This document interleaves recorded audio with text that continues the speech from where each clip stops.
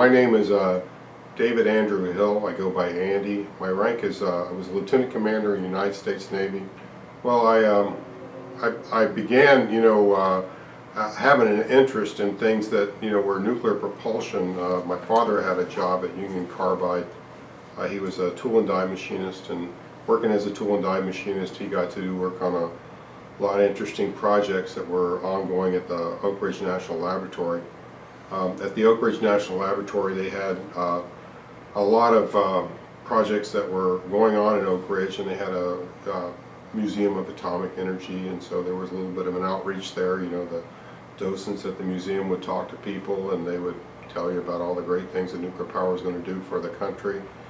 And during the early 60s, mid 60s, that sounded like a great thing to do. And then I realized that hey, the Navy was doing this, and a day came when I got a call from a Navy recruiter, and he said, "Hey, would you like to talk to me about the nuclear power program?" And I said, "Well, why would you even ask?" And he said, "Well, you're qualified." And I said, "Okay, we'll talk."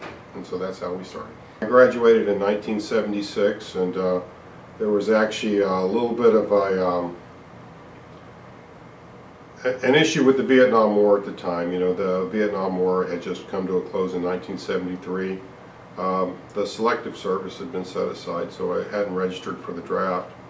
But they still had the GI Bill in place, and so I looked at the GI Bill as probably my best option to get to college. And so I figured I'd do a hitch in the United States Navy, go to basically college afterwards, and maybe go back in and do whatever it is that I felt like I was qualified to do afterwards. But I felt like going into the nuclear power program, and with TVA building a lot of nuclear reactors, that was going to be good for me. So I felt like there would be an opportunity at the time, for me to do something, not only for my country but for myself. So I was motivated by that. Well, they gave me a choice, and the choice was pretty easy. They said, "Well, you can go to Great Lakes, Illinois," and I said, "Well, I don't want to go there." They said, "San Diego." I thought, well, San Diego would be nice, but they said Orlando, and I was thinking, well, my parents would come down and see me at boot camp at graduation if I was in Orlando. So I said, well, why not Orlando? And they said, okay.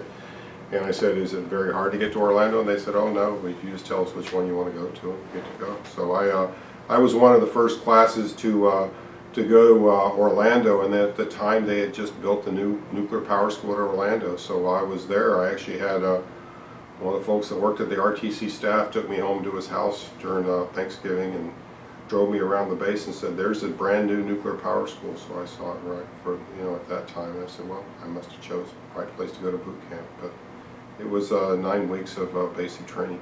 At the time, they had essentially a training program that they would teach you what you would need to know in a rating. So I was selected to be a machinist mate rating, which probably, if you looked at all the ratings that you could be in the nuclear power program, that was the one that was the most common. And as a machinist mate, I knew that I'd go to a regular apprentice school, the machinist mate A school up in Great Lakes, Illinois. So I went to the school there, and I basically learned how to basically operate a steam plant, as well as maintain the equipment in the steam plant, just like any other machinist mate would. But I knew I was going to nuclear power school right afterwards. So again, I was very focused on that, and the people that were up in Great Lakes, Illinois, they were all kind of conventional machinist mates. I mean, they weren't nuclear, but at the same time, they all knew that a significant portion of the class that was going there was going into nuclear power. The Navy had just established an initiative to build all these Spruance-class destroyers that were going to be gas turbine. So a lot of the conventional machinist mates weren't showing up there, so they were getting a lot of us show up for all these new carriers like the USNM.